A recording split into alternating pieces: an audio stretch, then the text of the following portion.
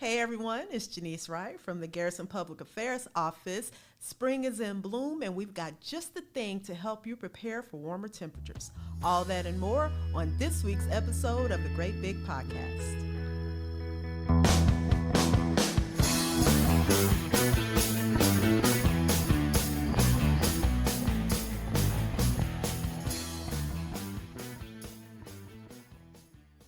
And we're back. And right now we have a representative from Fort Cavazos Cavalry family housing. Hi, Janice. How are you? Hello. And we're going to be talking about the what? The Lawn and Garden Center, which I love. As do we as well. So I'm Chris Albus. I am the project director, Janice. You know me very well. Absolutely. From Cavalry Family Housing. And we're here to talk about a great amenity that is offered to all of our residents here in Fort Cavazos. Okay, so all of the residents here are able to use the lawn and garden. Absolutely. All 16,000 residents, if they can prove that they're residents with their ID card, are able to use the lawn and garden.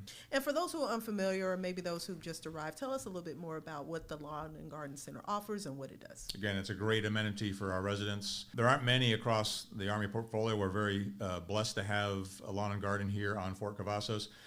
It's located at the corner of 77th and Warehouse in building 4314. The best way to find it is actually Google Fort Cavazos Lawn and Garden, and Google will get you right to the building where the lawn and garden manager, Brian Ingram, be very receptive. He'll meet you and he'll help you out with any of your housing needs.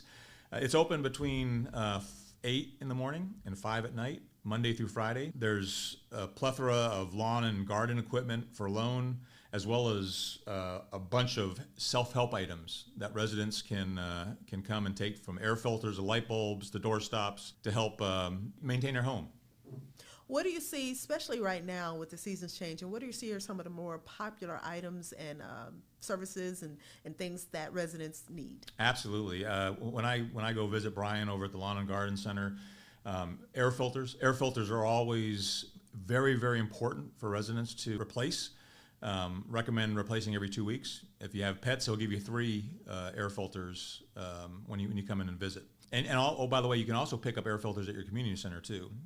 Brian, again, and the experts in the Lawn and Garden Center know what sizes each home requires. You should know what your air filter size is, but he's more than willing to help provide that information and give you the right size air filters. The other thing with springtime coming around right now, weed eaters, mowers, and blowers. Those are the big ticket items that are being taken out by residents.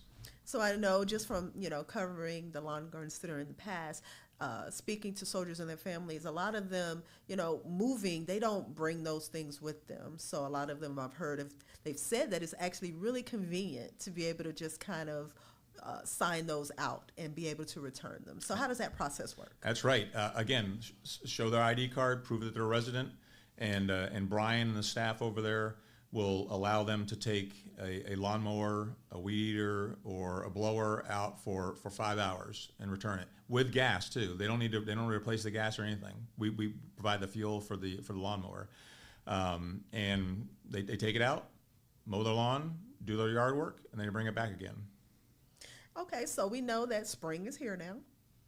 It's brand new. It just peeked its head around the corner, but this is the season where everybody is out rejuvenating their lawns, getting their landscaping together. What are some advice and some tips and tricks you can offer to help people get that done? We had grass seed that we were offering. We're almost out of grass seed now, so it's first come, first serve. So if you get over there, you may be able to get a bag of grass seed.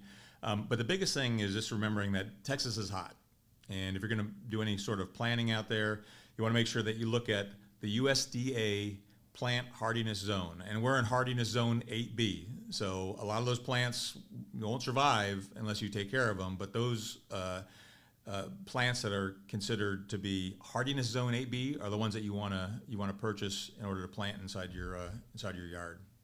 Are there any policies or guidelines that residents have to abide by when it comes to sprucing up the outside of their homes?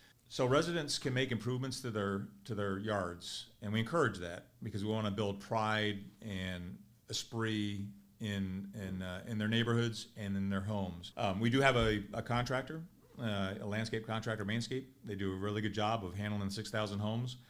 They will mow the front yard, they'll mow the side yards, but residents are responsible for the backyards, and that's why they come over to Lawn and Garden to pick up the lawn equipment for a few hours to bring back, or they have their own lawn equipment as well. And residents that take so much pride in their home that they don't want the contractor out there, they can request to the community manager in order to maintain their own yard. And we'll put a sign out there, we'll tell the contractor, don't touch his house, and the resident can take care of the entire house themselves. They make improvements to the lawn, they can make improvements to the flower beds, and we encourage that. We want them to leave the house in better condition than they found it, honestly, because it makes better community.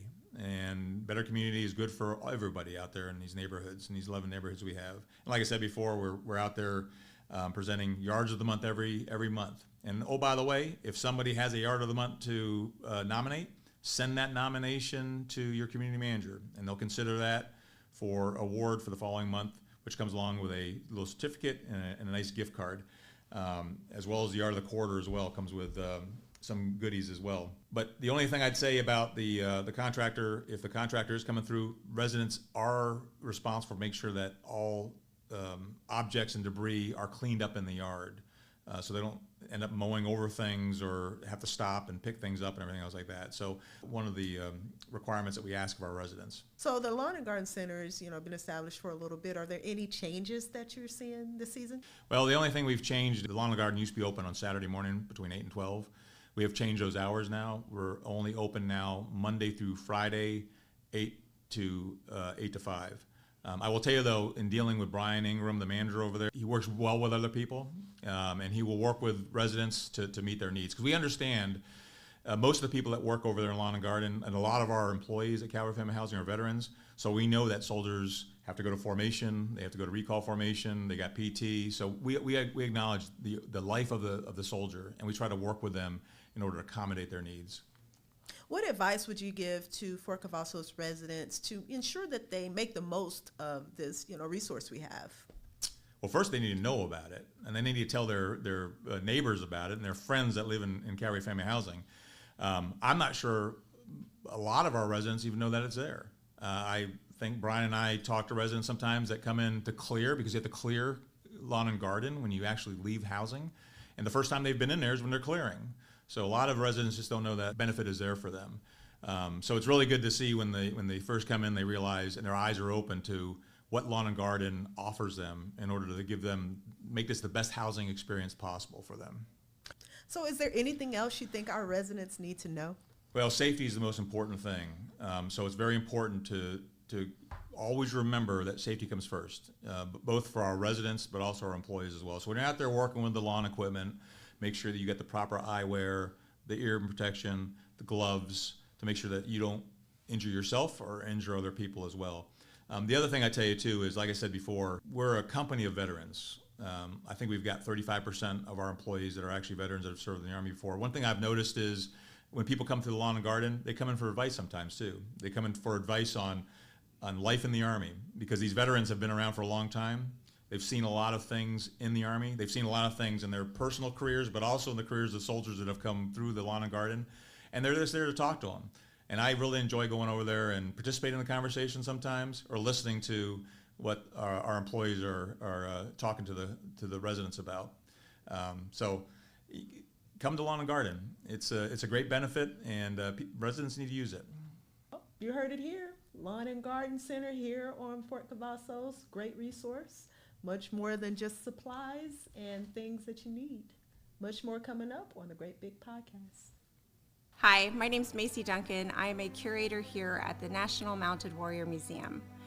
We had the opportunity to open our doors to the public in September of 2024. The National Mounted Warrior Museum offers educational opportunities, private tours with reservation, as well as over 4,000 square feet of exhibit space that covers 250 years of mounted warrior history.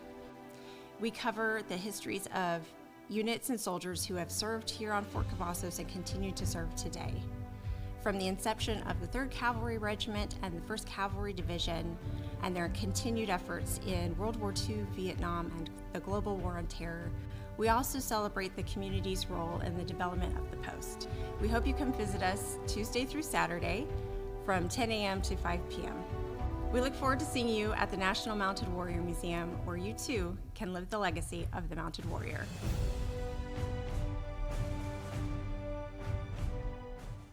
Welcome back, everyone. Today we are talking all things plants, and we have a representative from the Main Exchange Garden Center here to help us and tell us about all the tips and tricks and resources that the Garden Center has to offer. Won't you introduce yourself? Yes, ma'am. Hi, my name is Devin Muncie. I am from the Clear Creek Main Exchange, and I work in outdoor living, and I'm here to help out with any questions that you have about our department. Right. So I know that you guys were super busy at the Garden Center grand opening, and you were helping people get ready for the spring season. What are some of the things that people ask about? Some of the main things people have questions about, they have trouble with, that you normally get when people talk to you there? A lot of people have questions about which plants are great for our Central Texas weather, because we know it gets very hot. So what we like to introduce is our knockout roses, because they fly off of our shelves. They're a great selling point, and they're perennials. So they're going to go to sleep in the wintertime, and then they're going to come back to life. So you don't have to keep buying and replanting them. They're beautiful roses, too. So just to clarify, perennials, they come back. Yes. The annuals are the ones you have to replant every year. Is that correct? Yes. Okay. Okay. So you said knockout roses. Yes, ma'am. Now, are they full blooms? Are they small? Do they come in different colors? They come in different colors. You have smaller blooms, you have bigger blooms. It just depends on which kind of plant. You want to make sure you have that great soil health to help the plant just thrive, because that's a thriving plant. Is it an outdoor plant, or is it indoor? Can it be both? It could be both, but it's mostly an outdoor plant because it is a thriving plant. So it's going to spread in your yard. So you were talking about plants that thrive, in the Texas heat and things like that. What are some of the other plants that might thrive in this area? Succulents. They're going to be your best friend. Okay. I think I'm interested in trying some succulents. And tell us a little bit about what succulents are. So they're a plant that are they have that weather tolerant. They're going to tolerate the sun a lot better than when you have a plant that could fry in the sun, because we do have that high heat index here in Texas. So you're going to water it a little bit, but then you're going to have it a full sun exposure. So it's easy. It's an easy plant to take care of. It's hard for it to die. So if you're a first-time planter or you don't have necessarily a green thumb, that's the plant for you. So minimum water, lots of sun. Yes. Now, the succulents, do they kind of resemble like small cacti or, something like that? Yes. Am I on the right track with those? Yes. Yes. Okay. And they come in all kinds, shapes, sizes, things like that? Yes, they do. Yeah. Okay. It's different shapes, sizes, colors. Would those be some of the plants, for someone like me who's not very plant savvy and I'm just starting out, for someone who's just starting out who doesn't know necessarily how to take care of plants on the inside of their home or the outside, would those be Definitely. Optimal choice? Oh, yeah, definitely. Are there any others? So those crepe myrtles, they're a great plant for first-time starters.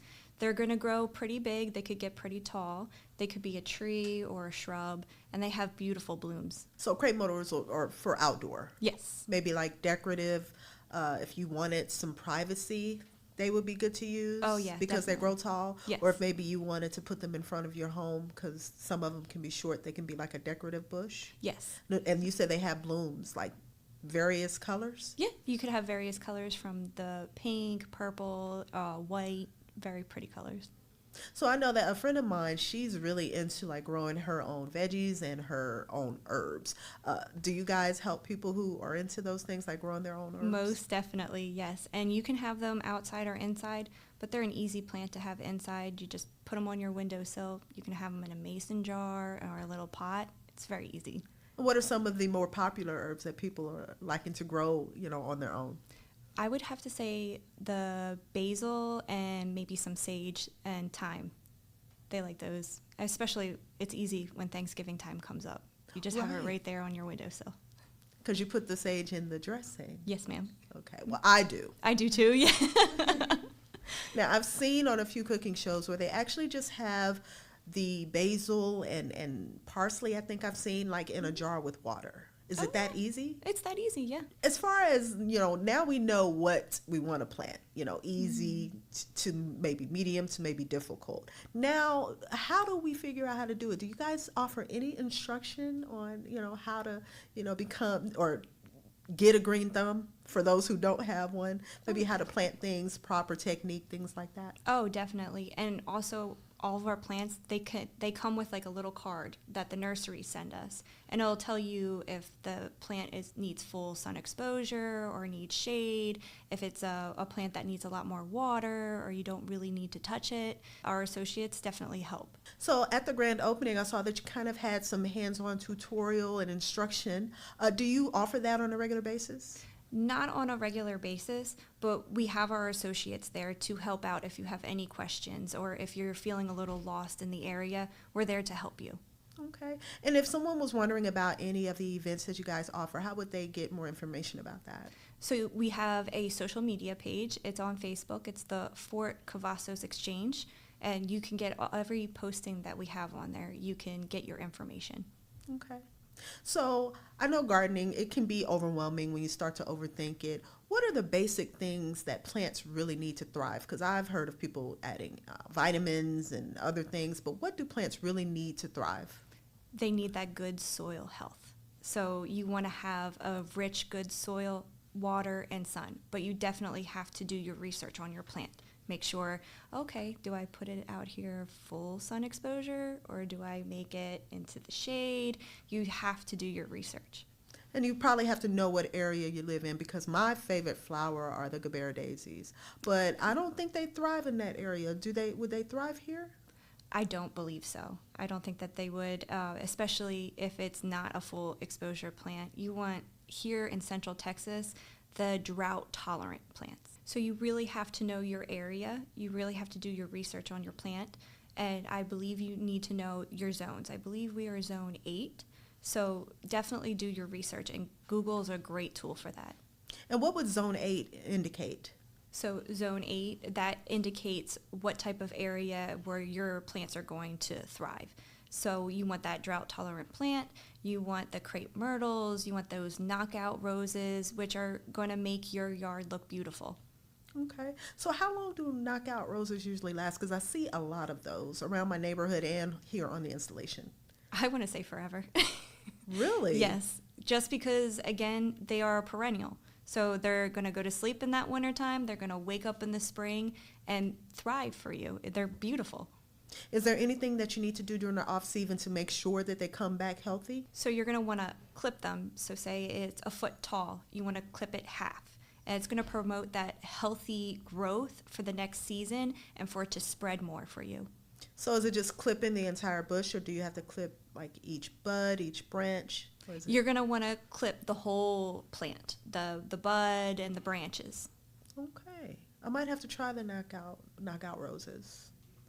Another question I think a lot of listeners or viewers are going to want to know about are like the fruit trees. They're becoming quite popular. I myself am interested in growing like a lemon tree. Now, how feasible, how easy is it to get that done here in Central Texas? You want to look out, if you're going to have it outside, you want to look out for those fire ants and the birds and the squirrels. They're going to come and eat it. So if you do have it outside, either keep it in a pot, or you could plant it in the soil, but you want to put a net onto your tree to keep those other animals, Mother Nature, coming in and stealing your fruit. So you mentioned in a pot, so that means I could potentially plant it and have it inside my home. Yes, ma'am, you definitely can. And a great fun fact, you could, whatever pot that you have, if you keep it small, the tree's going to stay small. If you get a bigger pot and it has more room to grow, it's going to get bigger. So if you want to keep it inside, I definitely suggest getting a smaller pot. So I can actually control how big it gets. Yes, ma'am. Well, it might be worth it to have my own fresh lemons, because I use lemon quite a bit. Fresh lemonade, I put it on vegetables. I use it in just so many things. So it's definitely something to consider. I did not consider that there are 2 different options, to grow them. What do you see as the most popular fruit trees that are being purchased from the garden center? Our apple trees, for sure. They're very popular, and it's our pink ladies that we have to offer this year. I love pink ladies. They're not as tart as Granny Smith, but they're a little bit more sweet, but I love anything that's sweet and tart. Oh, yeah. So for anybody who has any questions about all of the great plants, trees, herbs that we've discussed today, where would they go to get that information? They would come to the Garden Center over at the main exchange. We are open from 9 to 6, and we have a plethora of associates that are willing to help, and a lot of them that have been there for over 30 years that have a lot of knowledge. Whoa, Garden Center, who knew? I feel like my green thumb has just been expanded right now. I feel very much more knowledgeable and very much more comfortable going and picking up some plants. So definitely going to see me. I saw a lot that I enjoyed at the Garden Center opening, so I definitely will be back. And I hope that our listeners and our viewers are going to come visit you guys too. Oh yeah, we would love to have you all. Yes, great information. Thank you so much for being here today. Thank you very much for having me.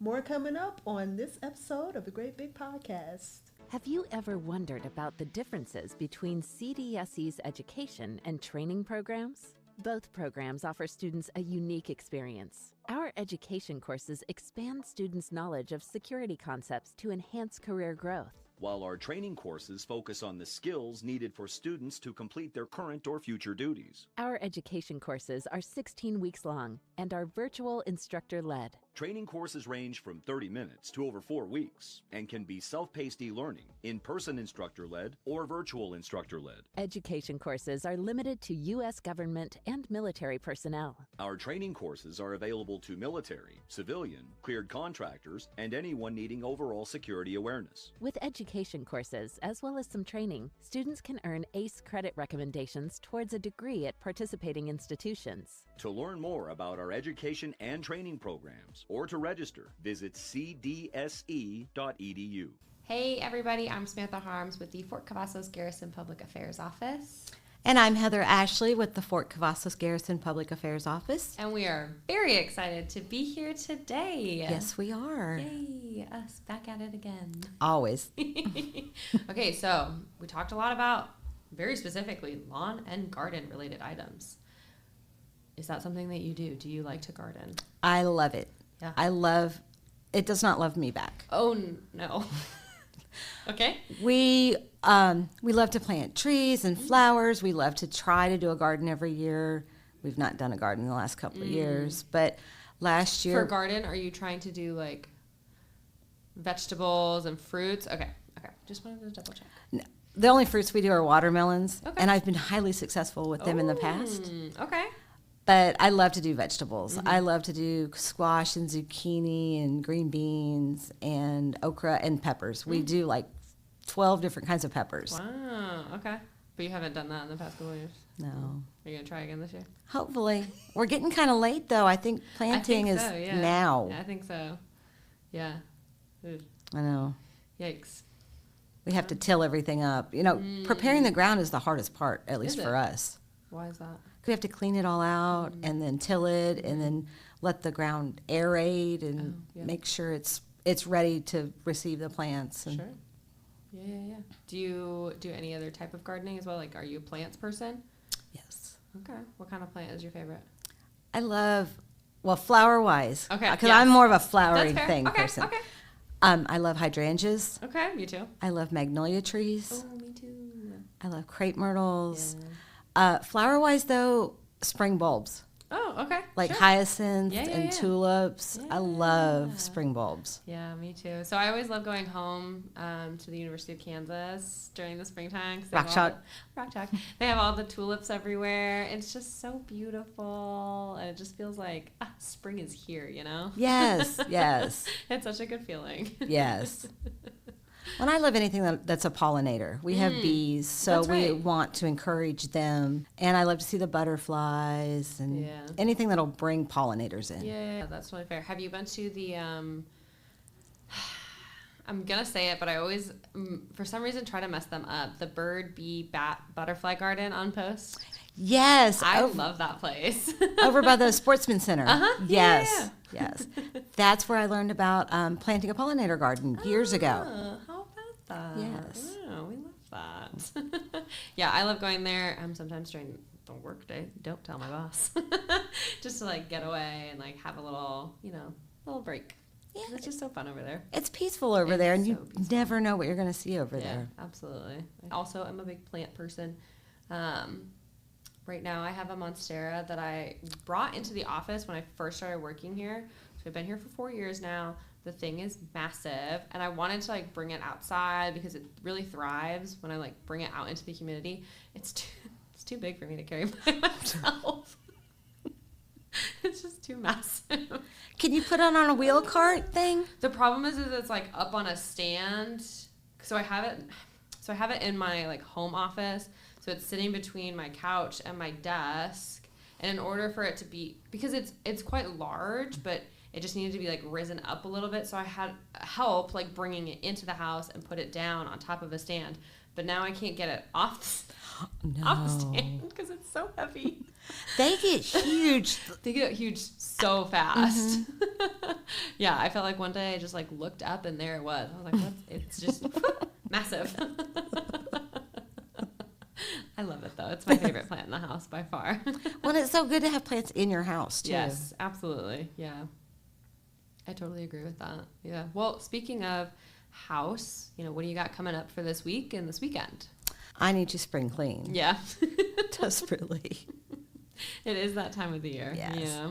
And, with the lawn and garden center opening and all that, I've kind of got the bug. So I want to get out and work in the yard. Okay. Maybe at least go look at our garden and see how bad it is to tear up and get that cleaned out. Really debate. Yes. Yeah. I'm hoping we can open all the windows in the house.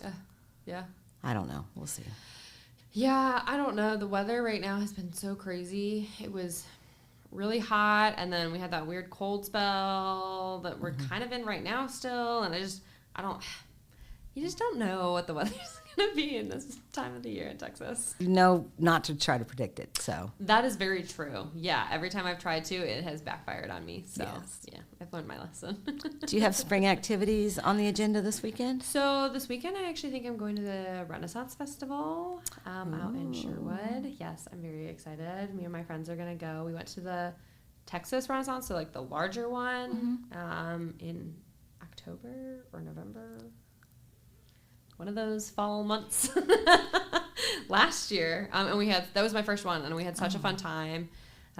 So we're going to go again this year, and I'm very excited about it. Are you dressing up and getting involved? Yes. Yeah. Oh. So last time I talked about this with Eric, actually, Rodriguez, because he's a big Texas Renaissance, like a big Renaissance Festival person. And I was telling him the last time I went, so the one and only time I've gone, all my friends, I decided to go pretty late in the game, like the day before, was like, yeah, I'll come down tomorrow for us to go tomorrow. But all my friends put together monk outfits. So they all had like the brown outfits on, and then they were all bald. So they all wore bald caps. Some of them like drew hair on and stuff. It was really funny. They did a really good job with it. This go around, we're gonna do more like traditional, so like the wench outfits and fun. Yeah, the usual stuff. We're in the corsets and all that. So oh, your ribs are gonna be sore. I know. I'm regretting it already, and it hasn't even happened. Well, that'll be fun. Yeah, it should be fun. Yeah, I'm excited. Definitely. Yeah, nothing like pretending to be in a different world, right? Different Yes. time period. So I'm down for it. Then you can appreciate all of our technology. Yeah, no kidding. Or you're gonna put your phone in that dress. Ooh, good question. I think they had waist belts of some sort. Yeah.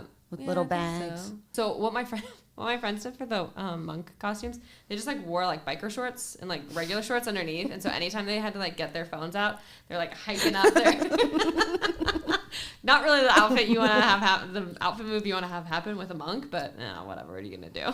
I love the monk outfits. Yeah, it was really good. They did a good job, so I'm excited.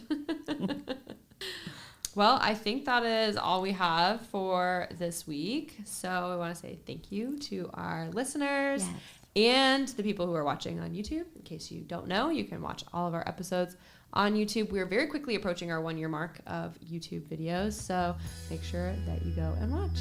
Thanks, everyone. We'll talk to you guys later. Bye-bye.